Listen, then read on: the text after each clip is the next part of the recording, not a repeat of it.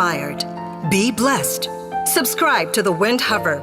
For inquiries, call the Philippine Jesuit Aid Association at telephone numbers 426-6001, locals 4890 or 4892. Once again, Philippine Jesuit Aid Association, telephone numbers 426-6001, locals 4890 or 4892. Feeling blue? Ever thought of looking into the bright side of things? Let us help you out. Join our light, engaging, and inspiring conversations with our Chaplains on Air.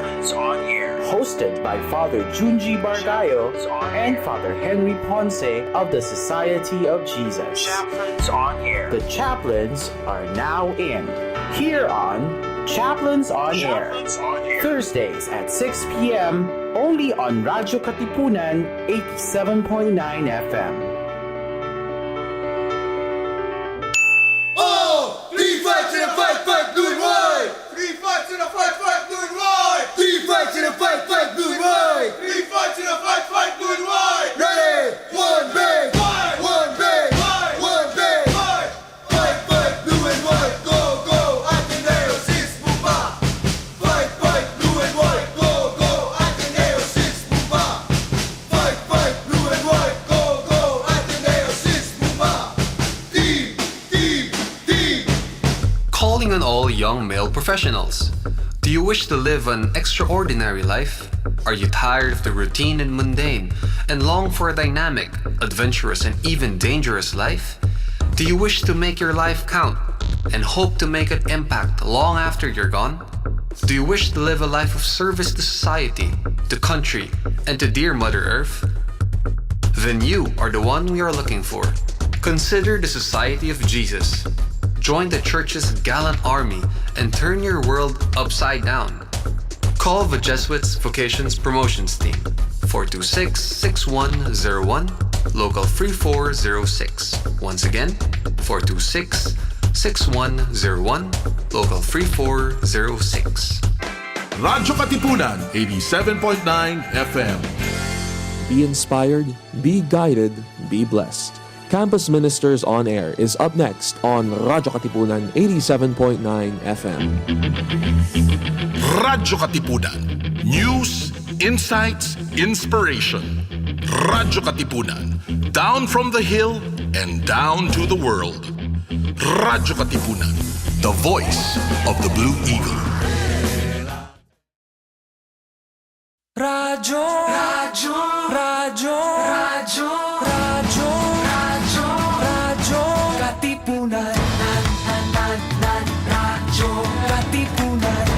Radyo Katipunan. Radyo, Radyo, Radyo Katipunan. Radyo, Radyo, Radyo Katipunan. Voice of the Blue Eagle, kami di mapipigil sa pagbabalitang tumpak at tama. Buhay atenista, sa loob sa labas ng eskwela, ating ibibida lahat ng kwela. Radyo, Radyo, Radyo Katipunan. Radyo, Radyo, Radyo Katipunan. Radyo Katipunan. Radyo Katipunan. Kawal ni Ignacio, Katipunero sugod, todo sa kayon, tulong at tulong. Lipat na Blue Eagle, galing giting nagigil. Blue and white, one big fight. Radyo, Radyo, Radyo Katipunan. Radyo, Radyo, Radyo Katipunan. Radyo Katipunan. Radyo Katipunan. Radyo, Radyo, Radyo Katipunan. Radyo Katipunan. And there was another drive-by shooting. The fire we reported at the old fire hall is still burning out. Do you sometimes feel confused or lost in the complications and complexities of life? Do you feel drained, listless, or exhausted from the daily burdens and responsibilities? Why not seek our campus ministers on air? every Tuesday from 2 to 3 in the afternoon. Listen to our counselors from the Loyola School's Campus Ministry Office as they ground our lives in our faith, in our school's spiritual tradition. Campus Ministers on Air. Be guided, be inspired, be blessed. Listen to our Campus Ministers on Air.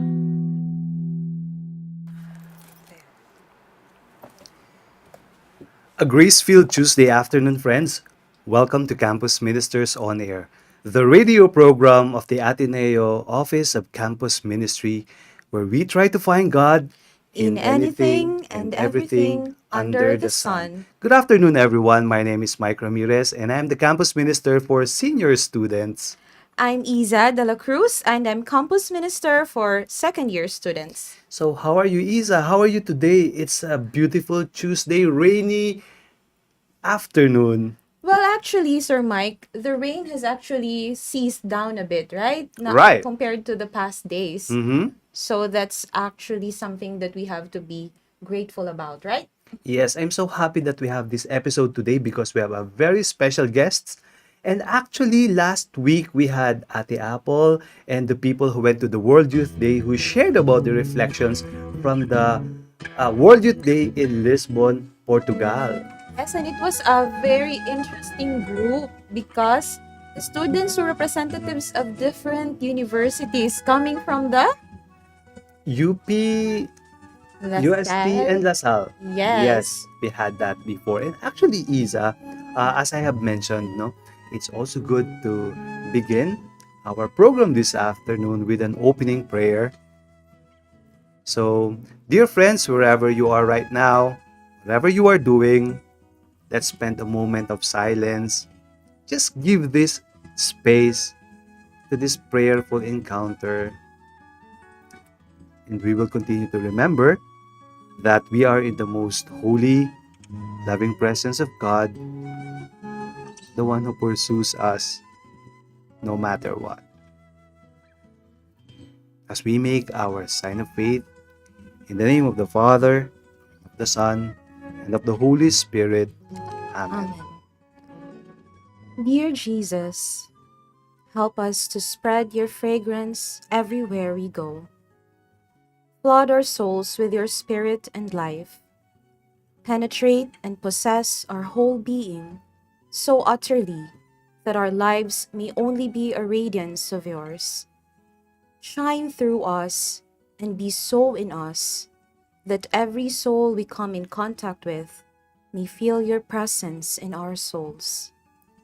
Let them look up and see no longer us, but only Jesus. Stay with us, and then we shall begin to shine as you shine, so to shine as to be a light to others. The light, O Jesus, will be all from you. None of it will be ours. It will be you shining on others through us. Let us thus praise you in the way you love best, by shining on those around us.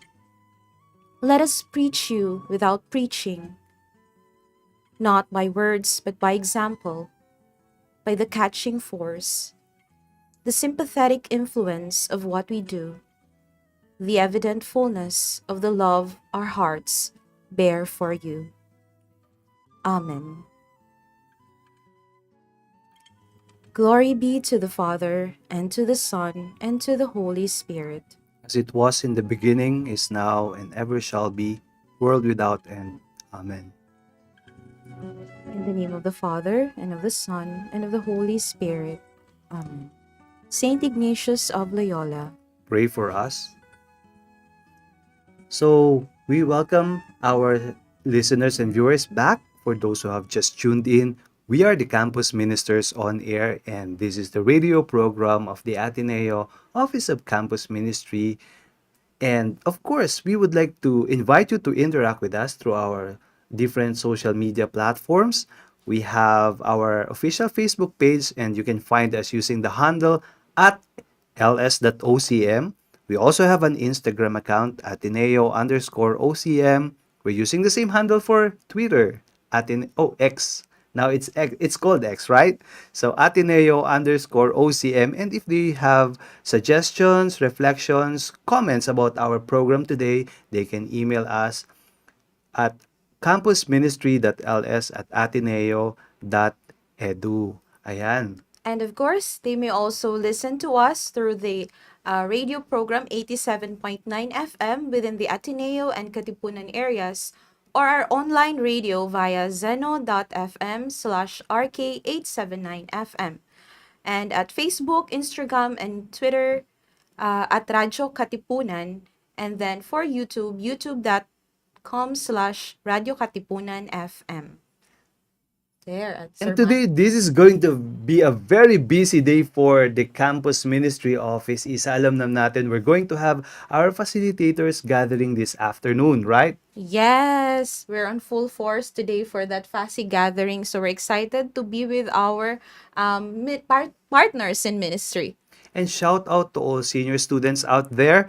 Tomorrow is our very first group conversation sessions for all graduating students of Ateneo de Manila University. And we're preparing for that today. Yes. Also, for the sophomores, we are also excited for this Saturday. We will have our first ever whole day recollection. So we're looking forward to seeing you guys there. So what's the title of your recollection, if I may ask? Gazing with the heart. Wow, gazing with the heart. Okay. And we also have our Catholic Chica with us this afternoon. Would you like to give it to our listeners and viewers, Miss Isa? Yes, so Sir Mike, last September 1, we opened up the season for creation. For this year's season of creation, Pope Francis chose the theme, Let Justice and Peace Flow, inspired by the words of the prophet Amos. So this September 1st was instituted by Pope Francis last 2015, and it is a way of encouraging the faithful around the world to pray for our common home. And it's actually the beginning of the ecumenical outreach, bringing Christians to pray and work together in this season. And it will last until October 4, the feast of Saint Francis of Assisi. So we are interested in this because we in our university strategic plans until 2030, we one of the strategic areas is integral ecology. Right. So we are also aiming that our university will be an ecological friendly university. Being the number one university in the Philippines based on THE rankings. Yes. Right. And of course, Miss Isa, we also remember that today is the celebration of the feast day of Mother Teresa of Calcutta. The foundress of the Missionaries of Charity. So they are, she was known to be a living saint when she was alive, right, Sir Mike? Daughters of Charity? Missionaries of Charity. Missionaries of Charity. Yes. So shout out to all sisters, missionary of charity out there, especially those who are tuning in to us in this episode. So, Okay. So, wag natin patagalin, Sir Right. Mike. Kaya hindi tayo makapagtagalog. right, actually, I noticed that you stopped speaking in Filipino a while ago when the show started. So, bakit nga ba, Miss Isa? Because we have a very special guest with us today and we have to be sensitive to him because he needs to converse with us in English. So, to our dear viewers, we won't prolong this anymore. Sir Mike, please introduce our esteemed guest. That's correct because we entitled this episode with Faithful and Loving It. Wow, do you like that? Yes. Can you say that? Faithful and loving it. All right, so we will introduce our guest for this afternoon. We will ask him to introduce himself. Hi everyone, so I'm Roberto. I come from Malta. I'm currently in the Philippines studying theology because I'm a Jesuit, by the way. Sorry, also. I'm a Jesuit and I've been a Jesuit for the past 10 years. So I'm here studying theology and I'm also helping out in campus ministry over here. I just started. So any students from the fourth year, which are seniors, if you see me around campus, like please say hi. That way I can get to know you. And yeah, I think that's mostly it. And for this afternoon episode, we're going to call him Rob. Yeah. All right, we will call him Rob. Rob, not Okay. brother Rob. Rob, would you like to shout out anybody? Probably your brothers from your community. My brothers from my community. Yes, Well, show some love. of course. So there's Junmin, Septien, Dixon, and Mintai, who you guys know because they also work with the campus ministry. And then in the community at the moment, we're about 40 of us. So quite a few names to go through. But we're also in our batch. We are 8 of us at the moment. So yeah, there's Junmin in my batch. There's Mingfei. Then we have Justin and Mui, who are from Myanmar. There's Doan, Tam, and Tu from Vietnam, and then myself. Oh, He so knows everyone. Yeah. quite. It's a big community, by the way. So I Yeah, truly yeah. appreciate that you know each name of the brother inside Arupi residence. And I guess, Miss Isa, it's worth celebrating and mentioning that Rob is also about to have his ordination to the diaconate When will months this be? from now. October 14. October 14, that Wow, is so going to for- be a day for celebration, right? Yes, Yeah, we big party. asked everyone to offer your prayers for brother Rob. Yes, definitely. Okay. And for my guardian angel also, because he'll have more work after that. Yeah, double time. Yeah. Work extra time. Right. So, Isa, would you like to ask our guest this afternoon the first question that we have prepared? Yes, it's actually, I think, a question that would most usually pop up in people's minds Right. when they meet a brother or a priest. Yes. Why did you become a brother? I mean, what was your life before? So this is interesting. I joined the Jesuits. So I started after school. I started working straight away, working and studying, and I started working in a bank. And after a few years working at the bank, I started making pretty good money to the point where I was comfortable. And I started to I just ended up in the bank. Mostly because I was following wherever made most money. Exactly. Yes. So I first I thought I might become a doctor because I thought they make money and they live a comfortable life. And then I thought I might go into computing because I saw that they made money even faster. And then I ended up working in a bank because I applied and they accepted me, and I saw that you could make money very fast over there. But then when I got to a point after a few years where I was comfortable financially, I started to realize that I just ended up in that I was just following the money and not what I really wanted to do. So I had to find out what I wanted to do. And at that point, I just said, okay, like I just thought of all the possible job opportunities that I could have. Like if I had to study something else, could I become, I don't know, like a lawyer? And I just went through all of them. But then I realized I got to priests and I'm like, okay, what do priests do? Because in my mind, I just thought, okay, they celebrate mass for maybe, I don't know, 30 minutes a day. And then what? They have the day free. So from there, I started getting in touch with like a few priests to find out what they did every day. And then I got to know the Jesuits. And I read up about the Jesuits, tried living with a community of theirs for a few weeks, and I loved it.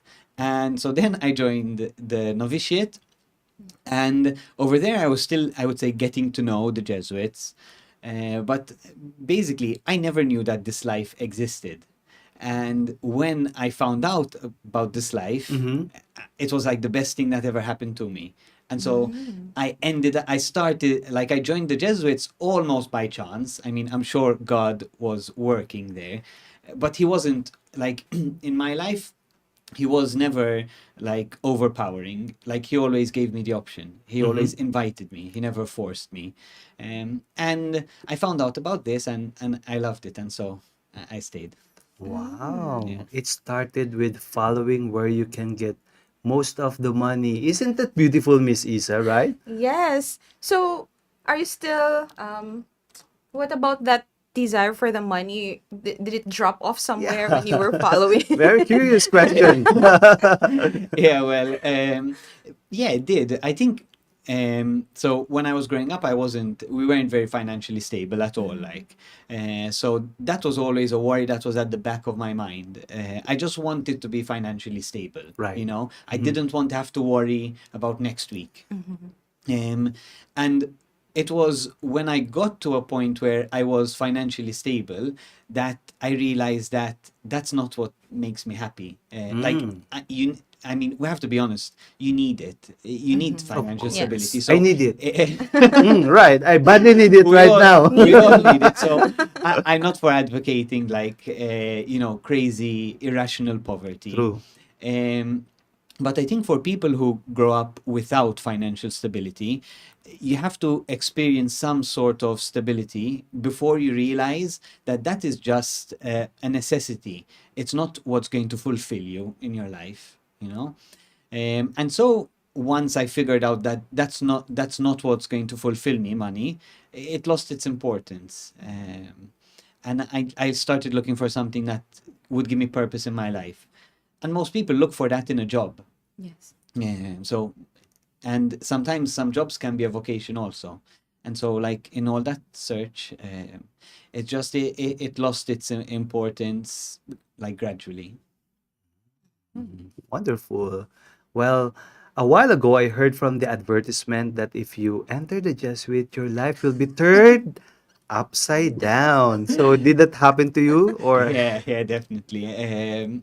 I think one of the interesting things for me was that I wasn't very close to the Jesuits before I joined, and even I mean, in Malta, most of us are nominally Catholic, so everyone's a Catholic, so to speak. But I had no clue what the priests do, as I said. So when I joined the Jesuits, most of the other guys knew everything about religious life, about Jesuit life. I knew nothing. So for me, it was. I remember in one of our first. How do you say, first discussions, the novice master, basically he's the guy who takes care of you for the first 2 years. So he makes sure you have everything you need, you're getting formed, you know about the Jesuits. And in one of our first meetings, he says something like, well, I'm sure all of you have been going to mass, daily mass. And I just responded naturally. I said, but I thought we just have to go on Sundays. So whereas all of the other guys, they were like, no, kind of, we do it daily now. So Now I'm having second thoughts. yeah. So they were, or for example, when you join the Jesuits, you leave everything behind. So obviously you take with you some clothes and stuff like that. But I didn't know that you can't take your phone and your laptop. So just before joining, I bought a new laptop and a new phone. Wow. Because my thinking was, let me buy them before so that then I won't have to buy them like once I'm there, obviously. And then like a month before actually joining, one of the other guys who was joining, I just mentioned to him how I bought a new phone and a new laptop, and he's like, you can't get them with you, right? I'm like, no, why did no one tell me this before? So yeah, but then there was a really cool experience that made me like sure that this was the place for me. I was still like figuring everything out and checking everything out, but there's one experience we do there were two experiences that shocked me in novitiate. The first one, which gave me doubts if I was supposed to be in there, was what we call the spiritual exercises of Saint Ignatius, which are 30 days of prayer in silence. And when I found out they're in silence, I was about to give up. I'm like, they've got the wrong guy. This is like...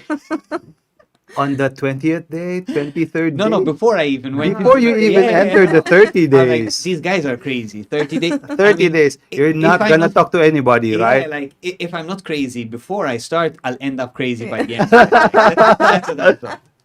And then they also mentioned we do a pilgrimage in poverty. So you're sent with a destination Normally, it's a sanctuary, a pilgrimage, like a sanctuary where you go on pilgrimage with no money, no food, no water, no phone, with nothing. Basically, the clothes you have on you and the sleeping bag. Okay. And you're sent. Our journey was about 215 kilometers, something like that. And you just walk and you're trusting on in providence. You do this alone? In twos, in Oh. pairs. Yeah. And when I heard about that, I'm like, okay, this is my place. Because I was all about adventure. So I'm like, this sounds like the best adventure in the world. And then, like, slowly, I realized that it wasn't about adventure, it was about relationships. So, yeah. How about you, Miss Isa? Do you like adventures? Well, at a certain point, I think so, but maybe that was a little bit quite on the side of really radical. Right. Yes. So, how about you, Sir Mike? Would you I- love that? I like adventure so much. Mm. Well, our guest this afternoon mentioned that he is from Malta, but for those young men who are interested to come and see the life of a Jesuit, then they can contact 0917 Jesuits. Again, that's 0917 Jesuits. All right. So, Is it really? yeah, that's true. Oh, On the okay. keypad, you can just type 0917 Jesuits. I Right. didn't know that. Yes. Okay, no. He's Father also- Eric Iskander will be very happy because I'm giving the promotion. Yes. Anyway, you mentioned about a certain book which actually struck you in one of your formation houses before. A certain book which had struck me. I mean, there were a number of books which struck me. I don't know. So we talk. This is for the viewers. We talked about this interview before, but I forgot everything. Okay, it's okay. But so from So, Malta, yeah, you yeah. went to what's the next destination to for Genova, you? To Genova. in Italy, in the north of Italy. Yeah, Oh. yeah. That was still Um, part of your formation. Yeah, yeah. I think maybe what I mentioned was how I think before I joined, like there were some books that had really influenced me, and one of these was when I was discerning. There was this book called The Origins of the Jesuits, and what happened when I was reading that book was. It's I mean the English in that book is quite it's a bit heavy, the English, because it's an older book. Old English, yeah. It's but the story of the Jesuits, when I was reading the stories of the first companions, in particular, there's the story of Saint Ignatius and Saint Francis Xavier. What struck me was how they weren't boring priests, and I don't. I mean, I never wanted to have a boring life. I'll admit that, and I often saw priests. This is from when I was younger, of course, but I thought priests had very boring lives. I mean, but when I read the story of these first companions, these Jesuits, it like they traveled the world without, I mean, before planes and before it was easy to travel, when it was still a hassle to travel, when a letter would take 2 years to get to someone. Yeah. And hearing these stories and their relationship that made it all possible, their relationship with God, it made me see that at least these guys, their life wasn't boring. And I wanted to live something like that, obviously, whatever that means nowadays. So, following that story, do you think that you're at this point where you are somehow following their way? Like, it's not a boring way, and from your novitiate, so where has this roads taken you? Yeah, so yeah, I've like moved around quite a bit. So basically, I had novitiate 2 years in Genova, and then I did 2 years in Rome studying philosophy. And then I went to Malta for 3 years working in campus ministry over there with, I think, what would be considered senior high school. So with 16 to 18-year-olds in Malta at our college. And then after that, I was missioned here to study theology. And I got stuck because of COVID. So like I did 1 year online. I lived in Rome during that year. because connections from Rome to Philippines is much easier than Malta to Philippines. So I lived in Rome for a year, which was a great experience, and now 3 years over here. So yeah, traveled quite a bit. You know, when you're asking me that question, like something lit up in my head, because of my character. I find sitting down studying hard. Like, I mean, I need. I often feel that I need, like, to work to be able to raise questions for me to go study. I find that really important, and I find work with the youths really helps me with that because, I mean, at least when I worked in campus ministry in Malta, every day there would be some sort of question that makes me think, how on earth did they come up with that question? But it's so good because it comes from their life, and so I always look for kind of some service that I can participate in, especially when I'm studying, because Right. otherwise my studying feels so dry and so monotonous. I mean, honestly, sometimes I think I don't care about this, but if there are people involved, then I care about it. And so, as you were asking me that question, I realized how this past year or so, even like coming out of COVID, it was a lot harder to do this kind of work. So I was often living in the way, okay, as soon as I finish studying, then I can start working. Like I can be more like Saint Ignatius and the other guys. Apart from the fact that Saint Ignatius really struggled to study also. If you read his book, his autobiography, not just Yeah. his book, his autobiography, he he had to study Latin in class with like 5-year-olds. Yes. And it's so embarrassing. Like, can you imagine failing Latin when there are 5-year-olds learning it and passing? So, um, so I've been feeling recently that I want to work more. Like I want to do more. But even Saint Ignatius struggled with this when he was studying and being formed. So I guess there's like I can relate to him with that. I have to go back to prayer with that. Like when I next time I'll pray, I'll ask for some how do you say, some, like, not guidance, but I'll tell Saint Ignatius, listen, I know how you feel, I think. So like give me some help here. Yeah. But so you've at this point really listening to you moving around, so it's really not a boring life as you've really dreaded it to be. Definitely not. Like boring is the last thing. Boring is the last word I would use to describe Jesuit life for sure. I mean, I think every religious life and every type of life has its own vocation, its own charism. For sure, for me, I don't find this boring at all, Jesuit life, and I think that's really important when you're finding your vocation in life, whatever it is. You need to find something that ignites you, that makes you want. I remember one thing I said when I was looking for what I wanted to do with my life.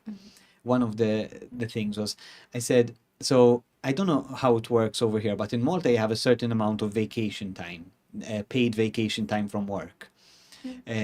So you get, I think it's 24 days a year, which is paid vacation time.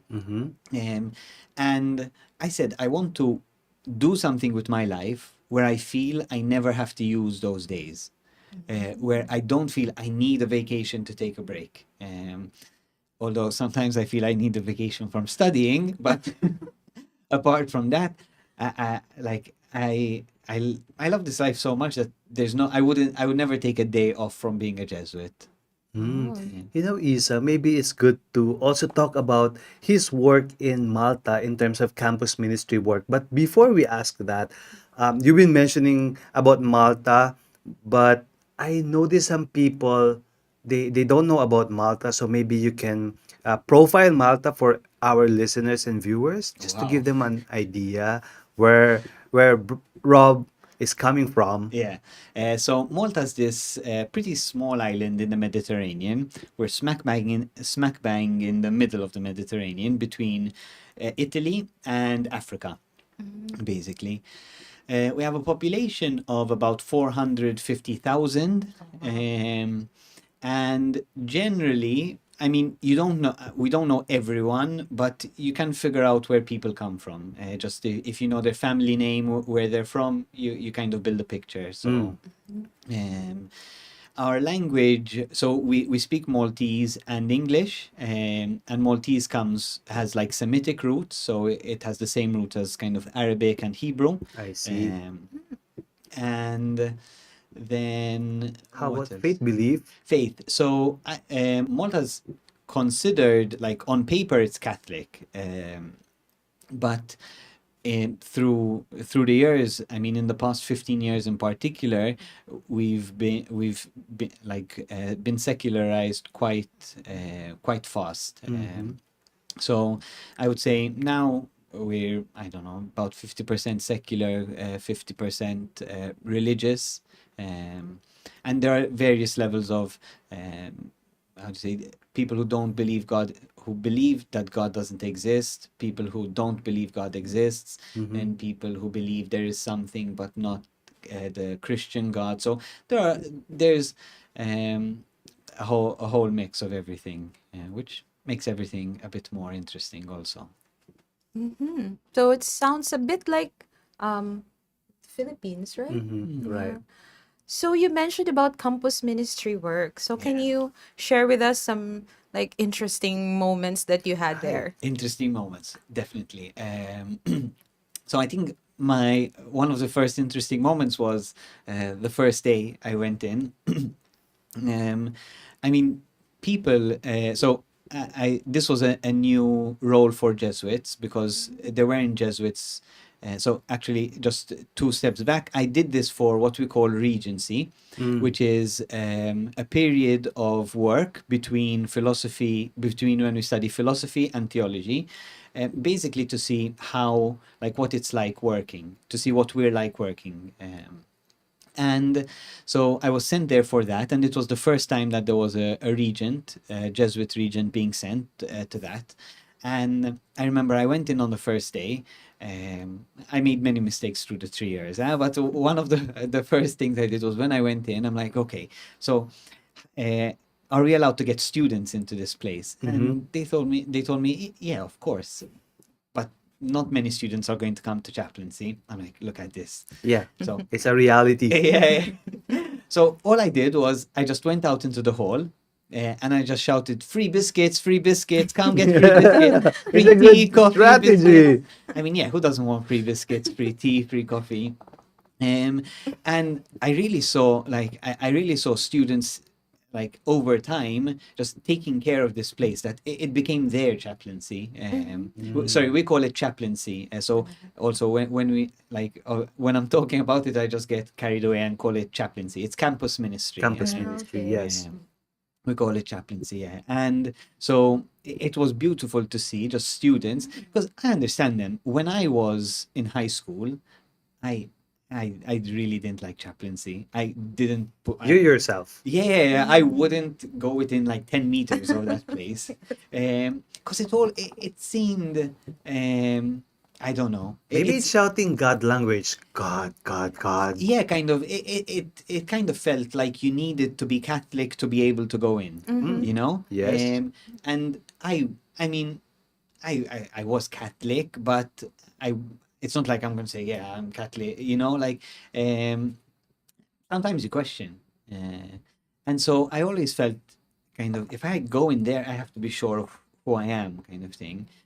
But creating a space where everyone was allowed, where the rule for entering was you have to take tea, coffee, or biscuits. And if you had and I mean, then students obviously started bringing cake and stuff like that.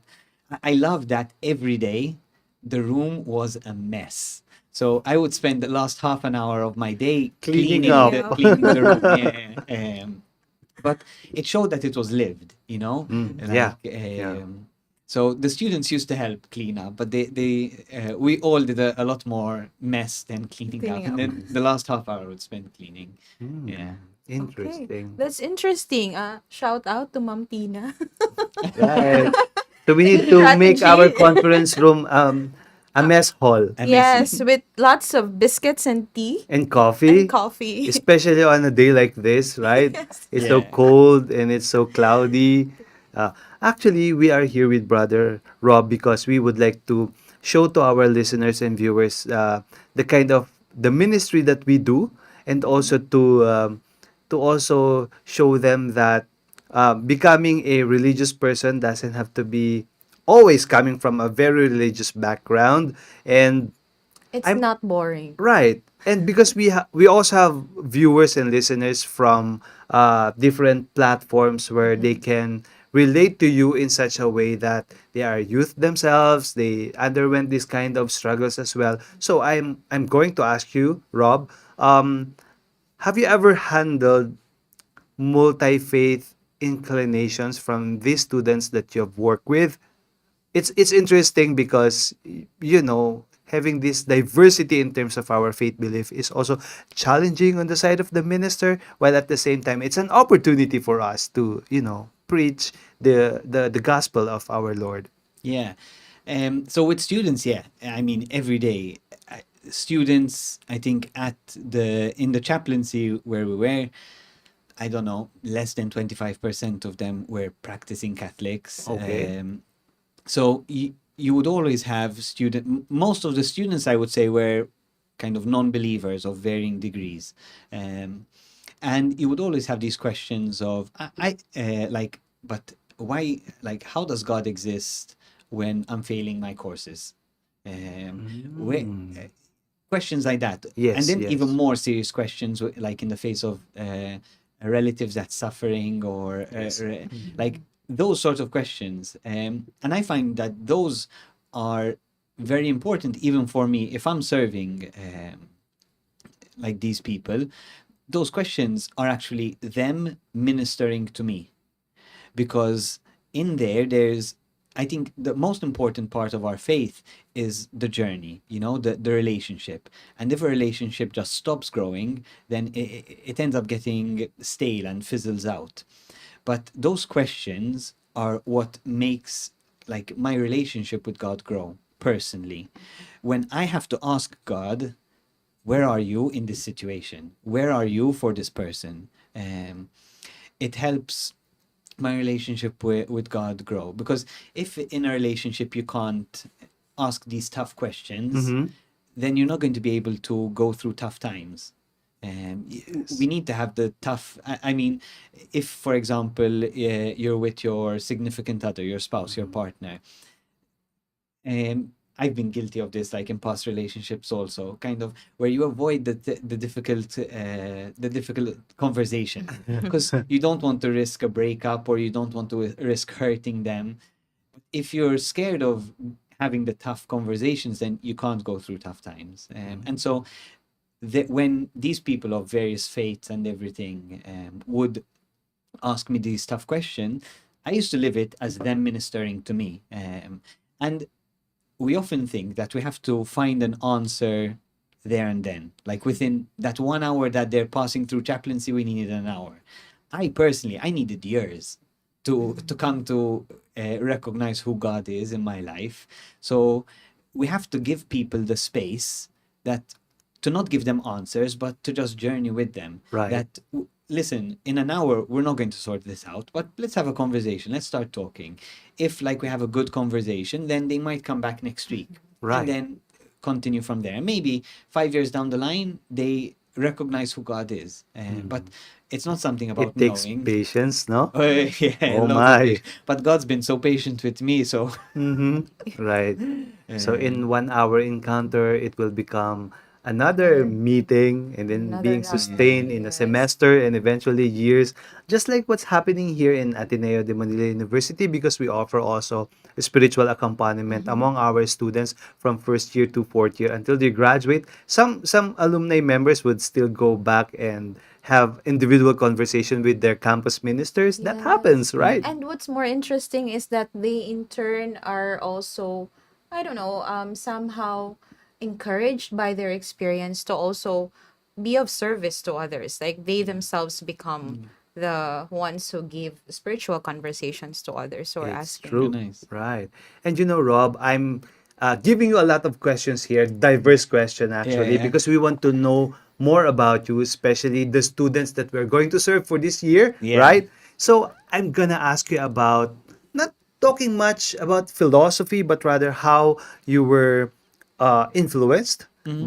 by the philosophy subjects that you've gone through while doing the formation for the Jesuits. Yeah. So any particular sharing that you would like to impart to us? Yeah, sure.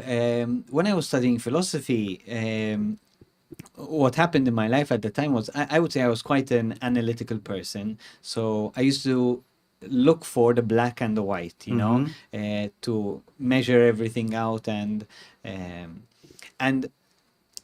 kind of very scientific, very mathematical. So I studied the sciences, I studied like computer stuff. So my mind was very binary, yes or no. And when I started studying philosophy, I realized that there's a lot more to the world. Like how can you explain good with a yes or no? Like how can you explain beauty with Right. yes or no, with black Mhm. and white? Cannot. And how can you? I mean, for example, even when it comes to art and stuff like that.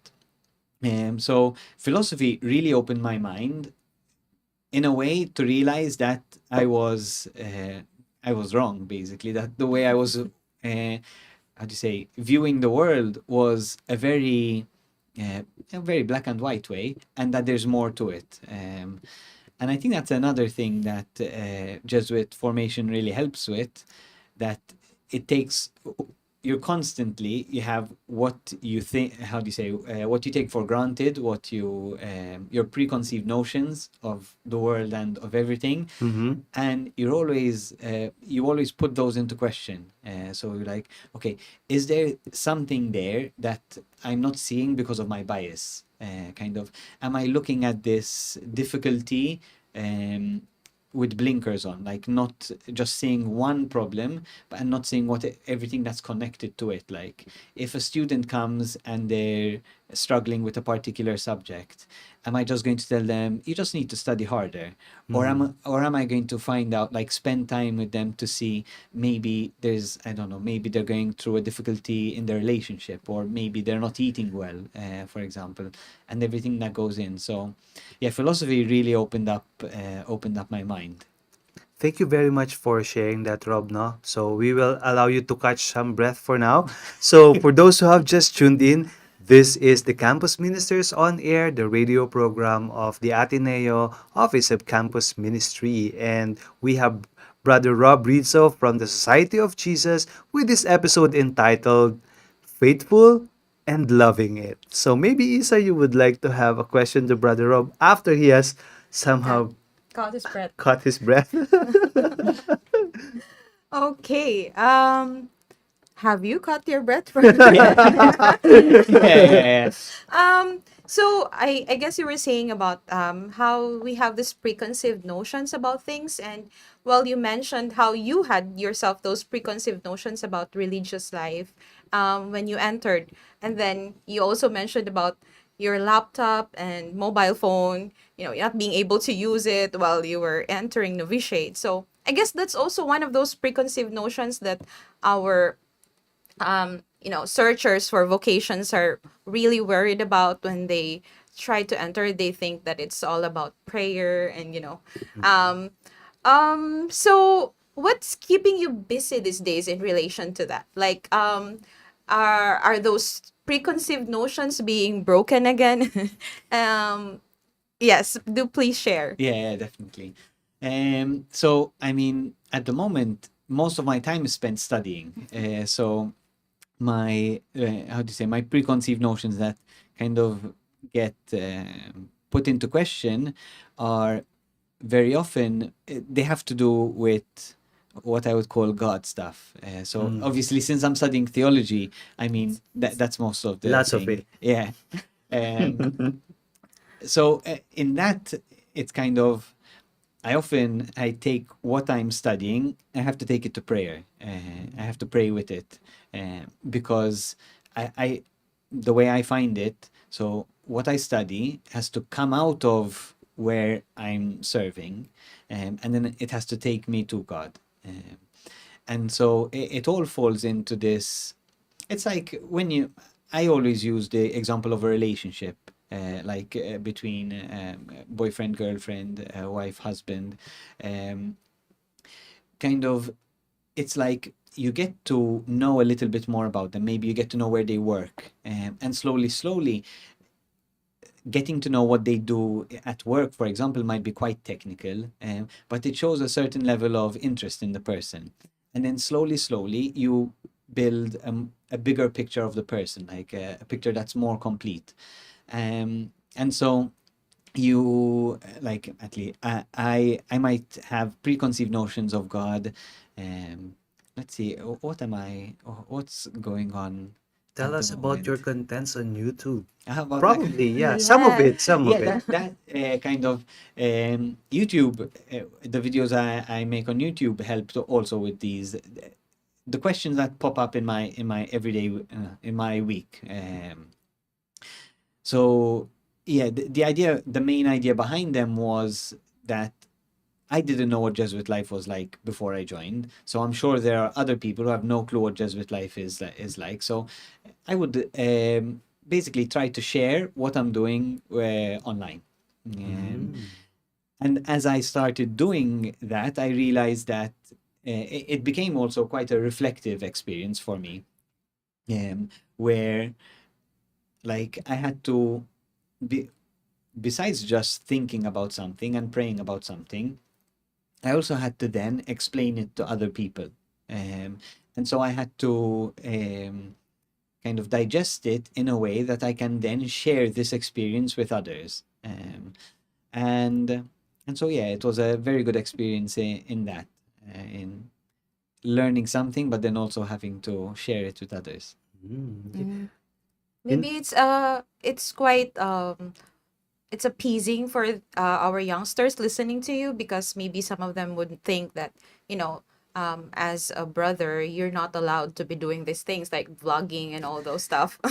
But still, But still, you're doing it, and you're actually loving it, Yeah, showing how others can also be loving this life that you're having now. yeah, yeah, I guess YouTube is also a good platform to, put Jesus, no, to stage Jesus in these kinds of platform, because I think the youth are mostly on social media, especially Yes. following different YouTube creators. No, I've been encouraging Brother Rob to make some contents about the Philippines, and he told me that he's trying to be more culturally sensitive. But I still encourage him because when Filipino sees a foreigner doing creative contents about the Philippines, usually the views hit, right? Yes, we Filipinos really like watching ourselves on being featured. And just mention, click that notification bell and everything, and they don't know they're being subscribed to the channel, and they will still do it. And this person will become a YouTube sensation in an instant because they are having the content for the Philippines. But yes, I still encourage you, brother, to do that. Maybe. thank you. I will keep it at the back of my mind. Oh, Who but have you knows? learned some Filipino words so far? Yes, I have. So the ones I use on the bus, so para, Para. meron, and bababa. I know saan, dito, magandang umaga po, magandang hapon, what are we? Condito Tagalog, or does that work? Yeah. Yeah, okay. Little Tagalog or wala Tagalog. Naku, partner, hindi na natin to pwede ibenta. No, kasi nakakaintindi na ng Tagalog. Did you just understand what he was saying? No. He was saying that we couldn't sell you anymore because you were able to speak Tagalog, but it turns out we still can. Yeah. All right. Rob, in this show, we would usually end it with our question. Golden question. Golden Golden question. question. Yes. So before we end the program, We will now be asking you Wow. that golden question. And the golden question is, where have you found God these days? Where have I found God these days? see, it's difficult. I'm No, kidding. it was honestly in the rain. So it was in the rain. The rain in the Philippines, the rain really, I really struggle with it because I enjoy it. but at the same time, I know that there are so many people who are suffering because of it. Um, I mean, the people who I've been to, who I serve, who I know live in shacks, which is getting flooded at the moment. Um, and so where I found God these days was when I was praying, when there's a typhoon passing through, I always wrestle with God on this. I say, God, how can this experience bring me relief because of the heat and stuff like that, and yet at the same time cause so much destruction and so much pain to people? Um, there's no answer to it, but it's, as I said, it's like one of the tough conversations I have with God. Now, Rob, I'm going to give you the chance to ask the same question to Isa. Thank you. So this is like the platinum question. So Isa, where did you find God these days? Okay, so I think I found God when I'm not feeling well this past days. It's been a challenge because I know that there are a lot of things that need to be done, especially this week. So it's a humbling experience to know that my body can only take so much, and then I really have to cling to him to really ask for his strength in these days. So I'm s- it's an ongoing conversation also. Yeah. Cool. And now, Okay, I will also answer that question.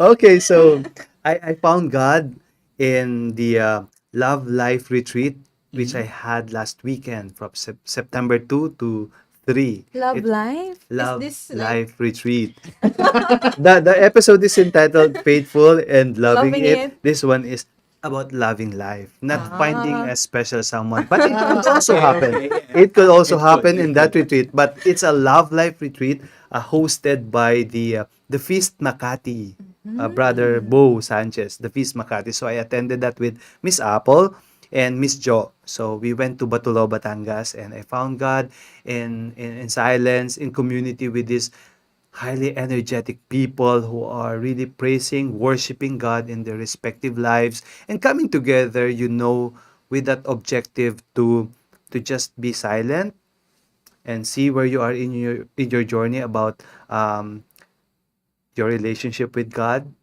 your relationship with yourself, and to other people. So shout out to all my batchmates in the Love Life Retreat, batch 20. Wow, Thank you're the you. 20th batch Yes, already. 20th batch. Yes. Any more pahabol question to Brother Rob Actually, before we maybe end? just you can give us a quick answer to. You never really stated how you dealt with the 30-day silence. It was great. It was, Really? yeah, yeah. I like the way I would describe it, as cheesy as this may sound, like it was like a honeymoon with God. Oh. It was, and I think the honeymoon's the time where you really get to know your partner, like really, it's where you start living together, kind of thing. Right. Um, so that for me was 30 days living with God, where there were ups and downs, where, just like when you start living together, no, I want the table over here. No, the table should be over here. No, let's make that room a guest room. No, that has Squeeze to. the toothpaste from the bottom to the top. Exactly. All those things. So it was like that, but with God. And it was a great experience. Yeah. All right. Yes, so it's not just about Brother Rob is showing us that the Jesuit life, the life that he's loving right now, is Right. really not just about, he had these preconceived notions, Mm-hmm. but it's turning out to be exciting, not just in the moving around and doing stuff, but also in the silences that he has with God, his Yeah. honeymoon. Wonderful episode this afternoon, right? Yes. So we would like to thank you, Rob, for giving us the Thank time you, guys. and sharing us your story, especially to our listeners and viewers for this afternoon. I am pretty sure that they truly appreciate you and welcome you to the Philippines. So when you see Thank you you. around, so maybe they can say hi. Yes, especially any Yes. students on campus. We Right. need to Yes. get them into campus ministry. Yes. Yes. We'll sort out the free tea and biscuits, right? Uh-huh. Yes. Yes. We have to, Miss Tina. And I hope you can join us this afternoon in our facilitators gathering I'm if joining, I'm possible. joining. Thank you so Okay, much. thank you. So, we will say goodbye to our listeners and viewers until next time, next Tuesday, 2 p.m. This has been Isa de la Cruz, your campus minister for second year students. And Mike Ramirez, your campus minister for senior students. And we are now signing out. Thank you so much. Thank you. Bye.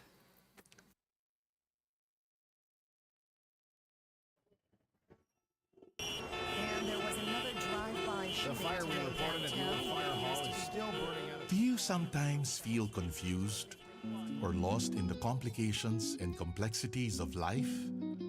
Do you feel drained, listless, or exhausted from the daily burdens and responsibilities?